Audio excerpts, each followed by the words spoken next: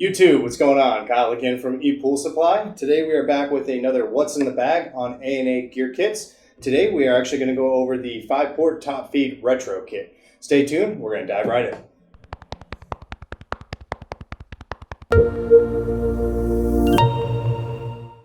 Alright guys, and we're back. So again, we are going to do you guys a What's in the Bag for A&A gear kits.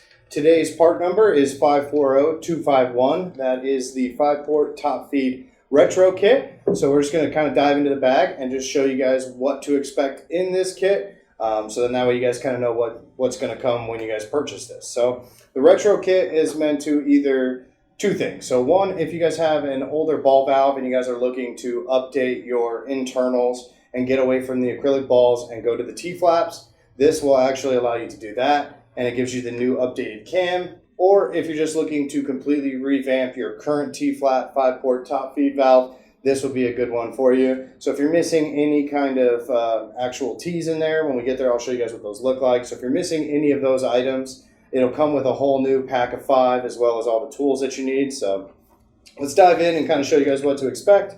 So first thing, always the top feed gear kit. One way for you guys to distinguish that it's a top feed is it does have this additional PVC ring on the top. So one cool little trick is that if you do accidentally purchase the wrong gear kit, this PVC ring will actually kind of pop off. And then that way, as long as you have a good cam on the bottom and you got everything else that's needed for your proper valve, now you got a low profile gear kit. So the only difference between top feed and low pro is just going to be the distance that it requires here with this PVC ring on top of the gear kit. So there's your gear kit for you. Go ahead and snap this all back in. It does already have slots pre-done on the top of the gear kit. So it's not easy to get off, but it is possible. So put that back on. And then as you guys can see, you got the cam on the bottom. So sometimes they come already pre-attached to the gear kit. Sometimes they're off. In order for you guys to put everything back into the valve, especially when you're rebuilding it, it's always best for you guys to take this off. It just makes it easier with the entire process of replacing everything, especially if you're going to re-glue in some new T's. So here's your actual bottom cam. The 5-port top feed cam is going to be smaller than, let's say, a 6-port because it doesn't have to reach as many ports. So here's your top feed 5-port cam. Here's a gear kit. And then again, when you guys are talking about a top feed, one key piece to look at is actually the impeller. So with a low profile impeller, you've got actual taller flanges here on the impeller itself. That just allows the water as it comes in from the side and to actually hit the impeller more efficiently to be able to spin it correctly. But when you actually have the water coming in from the top, you don't require as tall of a flange on the impeller. So they are smaller. So that's one key feature to look for if you guys are trying to determine between having a top feed and a low profile. So they do give you the DEFCON 2-part epoxy, so you will need this in conjunction with the T-flaps. So again, if you're upgrading your valve from a ball valve to the T-flaps, this is where you're going to actually remove the acrylic balls and you're going to want to actually fully install new T-flaps. If you're just replacing a broken one, sometimes it's cheaper to go this route instead of having to buy the gear kit separately and then go and buy individual T's. So it's actually nicer to get the whole kit, so then that way you even have extras just in case something breaks. So they do give you all new T's in here, the T-flaps for you.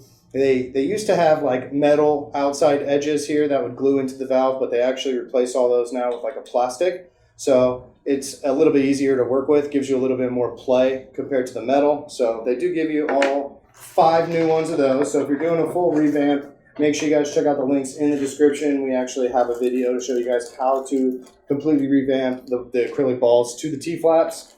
If you're just looking to replace one, I'm assuming you guys have done it before in the past, so it's kind of self-explanatory for you guys, just using this 2-part epoxy, making sure you guys get everything set correctly. They do give you the elevation tool. The entire point of this little piece of plexiglass, whatever it may be, is just to make sure that as you're setting it, that the actual back as well as the front sits level. So then that way you're not accidentally gluing these T-flaps in at an angle and then causing issues where you guys are going to end up having to tear them out and re-glue them back in. So they do give you the little elevation tool. And then of course they give you this nice little cute piece of sandpaper. I would go through this in fixing one of the T-flaps. So if you've got multiples, I would suggest getting your own sandpaper because you're going to run through this pretty good. The epoxy is almost like a liquid cement, so once you guys get everything mixed together and actually gluing on those T-flaps, it can be really difficult to sand down. The whole point of this is just to kind of take off the rough edges, so then that way when you do set in your new T-flaps, everything fits in there good. So set that off, and then of course, like all their other gear kits, they throw in a new center shaft, the stainless steel center shaft. So always replace that. Don't leave your old one in. Over time with chemical composition and different things, sometimes they kind of almost glue into the valve. So it's really smart that anytime you have to replace the gear kit, make sure that you guys replace that. Next thing they give you is an entirely new top O-ring. So this is going to go at the very top where the lid sinks down for you guys.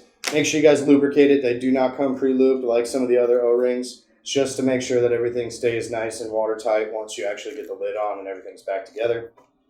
And then they give you the 5-port anti-friction discs. They always give you 2. You just stack them on top of each other. This is actually going to go at the very bottom of the gear kit to actually have your cam sit on top. The whole point of these anti-friction is to make sure that the friction between the actual bottom of the valve and the plastic on the cam don't constantly keep rubbing. Just allows a smooth surface for this thing to operate efficiently. So, and then last, just like with all the other top feeds, they give you the one single washer here. The whole point of this washer, again, is to reduce friction between the actual impeller and the top of the gear kit. So again, if you guys want to know how to fully install a gear kit into a brand new valve, make sure you guys check out the links in the description. We actually have a video that'll show you guys how to install this in there. So then that way you guys know how to set this O-ring properly and get it tucked underneath these top gears so that it actually sits correctly and operates how you guys want it to. So that's pretty much all they put in this kit. So again, this will work if you guys are looking to just retro an acrylic ball kit, or if you guys actually are just looking to replace a few of the T-flaps. If you guys don't actually need to replace any of the T-flaps and you're just looking for a gear kit, make sure you guys check out the links in the description. We have another video that'll show you guys that actual gear set where you don't actually have to worry about any of the flaps. It'll just get you